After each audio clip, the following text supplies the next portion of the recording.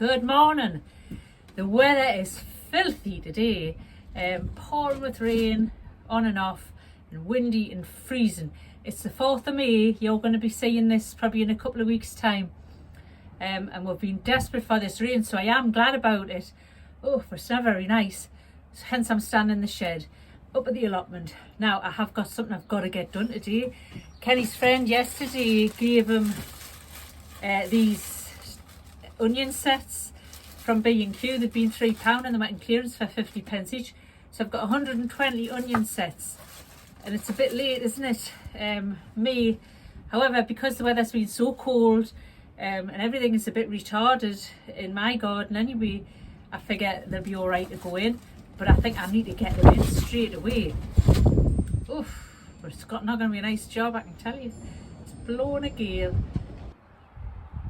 So this is the border where I'm going to put them.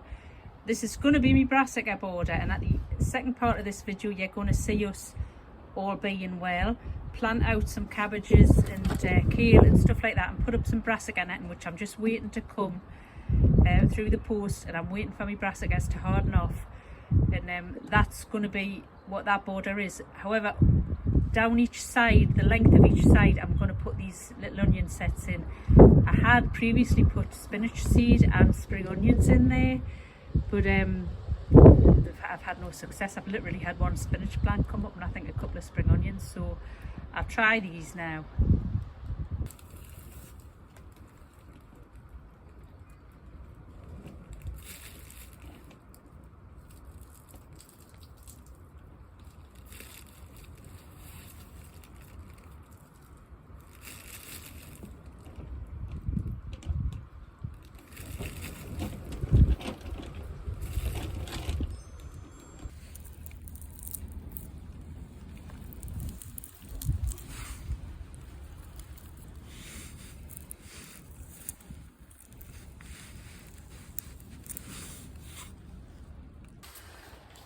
Right, that's it. Managed to get them in, squashed them all in. I put some on another border as well.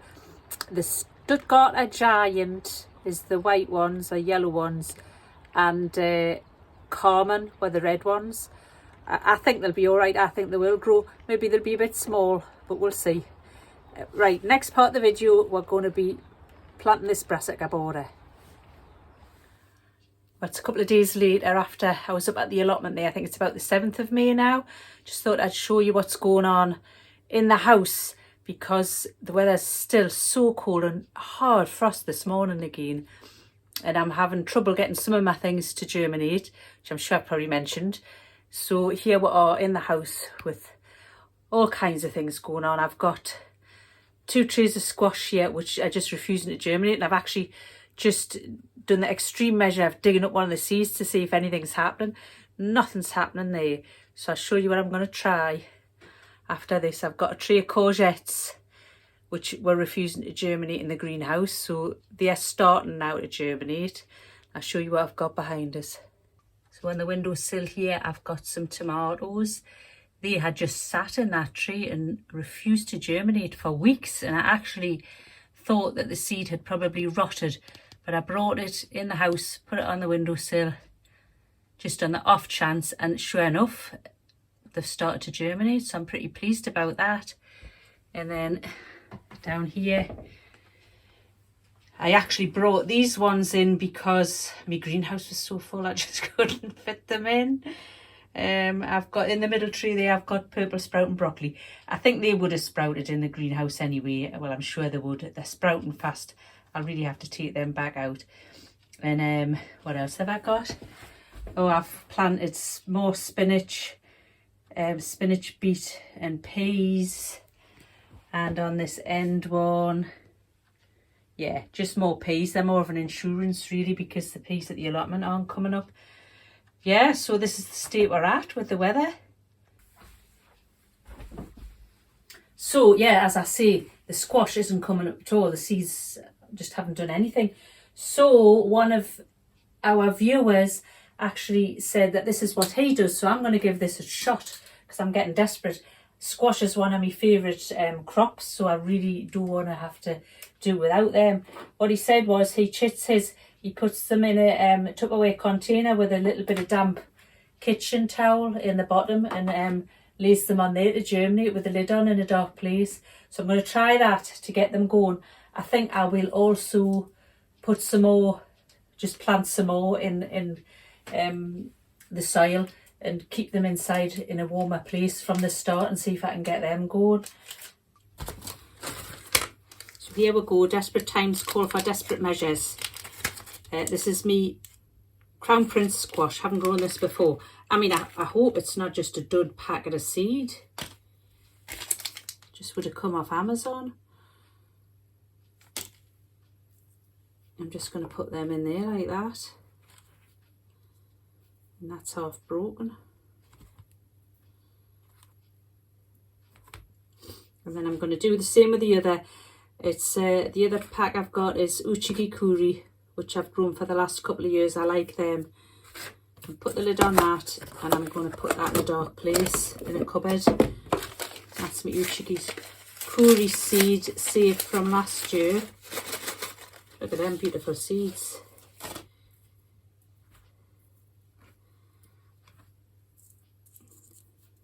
I'm not short on Uchigikuri seeds because every time I cook the squash I save the seed.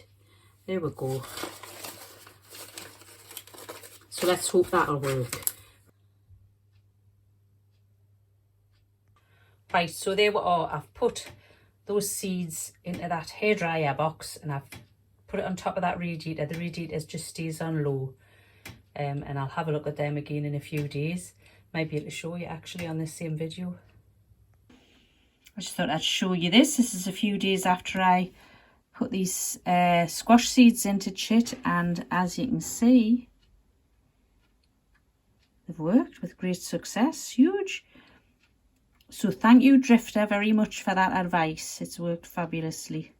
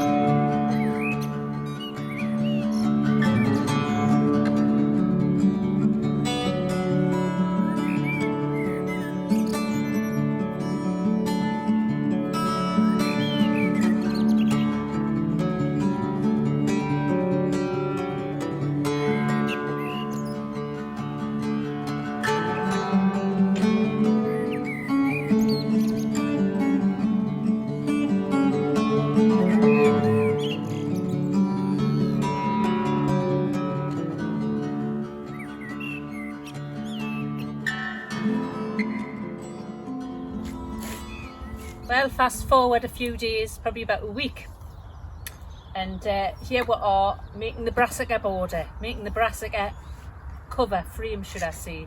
So he's going to cut up these electrical cable conduits, and I showed that in another video, and we're going to make a lovely frame. We'll show you. And I'm going to get my brassicas, my cabbages and my kale planted out at last. It's taken ages for us to be able to get them hardened off because we've just been getting frost after frost after frost. Eventually, a couple of nights ago, it warmed up and I was able to leave them out all night for their final hardening off. So that's them done, and I'm finally going to get some proper planting done. Feels like it's the first proper allotment-y style of thing we've done this year. It's taken so long to get going. Anyway, here we are, getting on with it.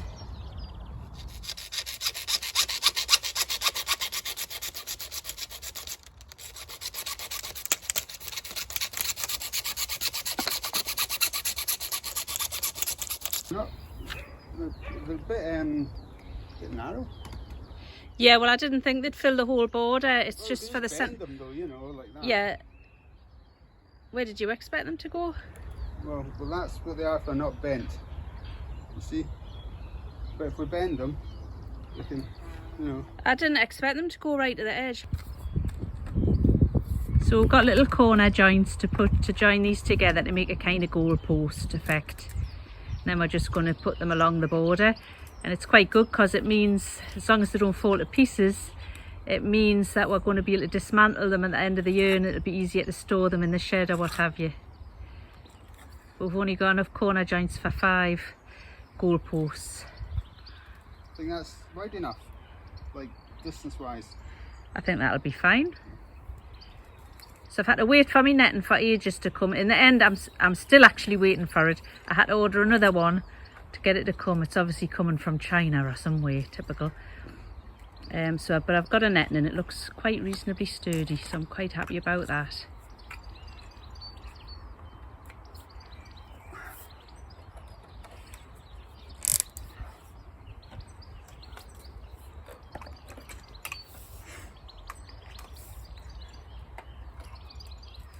Quick as a flash.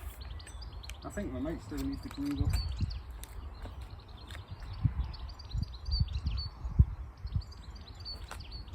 See, I think 1, 2, 3, 4, 5. Yeah, that should be enough.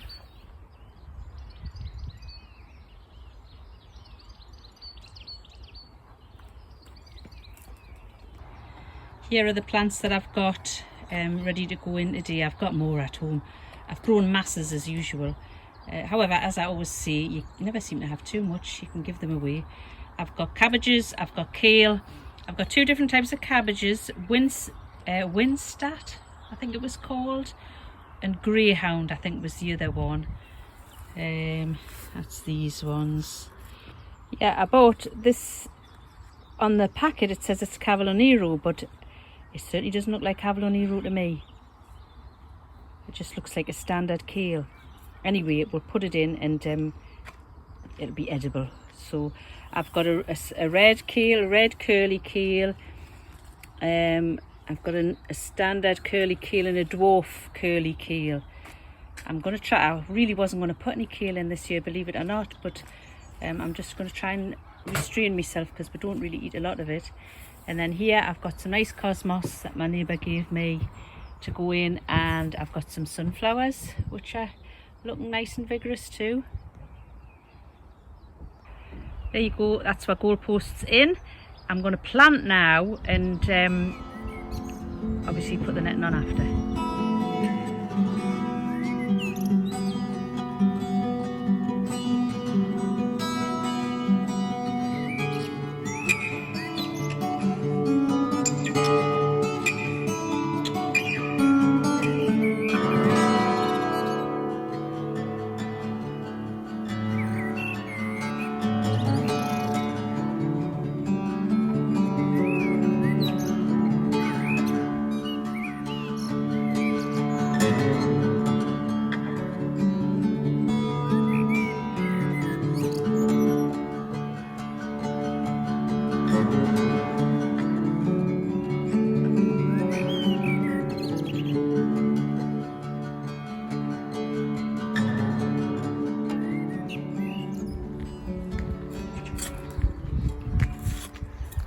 I've got my cabbages. I've got about 4 rows of cabbages. I probably got them far too close, I know, but I can't help myself.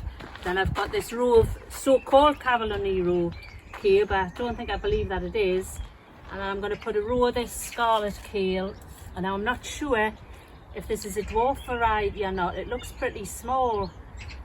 Anyway, we'll put that in, and then after that I have got a dwarf kale after that, a dwarf curly kale. And if there's space, I'll put another row of cabbages.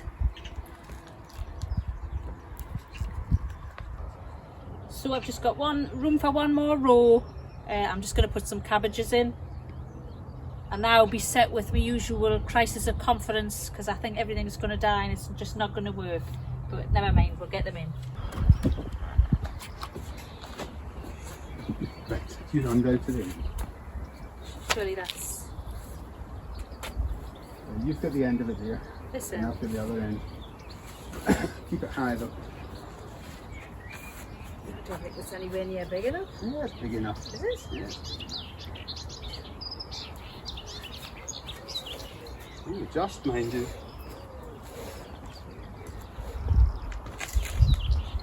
Ooh, just. In fact, is it? Maybe not. We could We could pull this one out, bring it a bit closer. Cabbage is at the end, like. Yeah, well we could bring it in 6 inches anyway. Still wouldn't make it long enough. Look how much we got there. It's just to the ground, really. Can I pull any back? An inch or two, that's it. We couldn't tie another bit onto it, could we? Well, yeah, could do. That's not 10 metres. It's not 10 metres, no. No way. That's me cabbage and me kale planted. That's all I'm going to be planting for them at the minute, at any rate. The Brassica netting has worked, but we need some pegs to peg it down. We're just going to weight it down with bits of wood, but that's not going to work. So I'm going to go home and get the pegs and do that later on. I think it's going to rain though, so I'll be probably doing it in the rain. Anyway, it's fantastic to actually plant some plants in the ground. It just feels like I've waited forever to actually kind of get real stuff in the allotment done. So yeah, it feels pretty good. Thank you for joining us, and we'll catch you on the next one. Bye.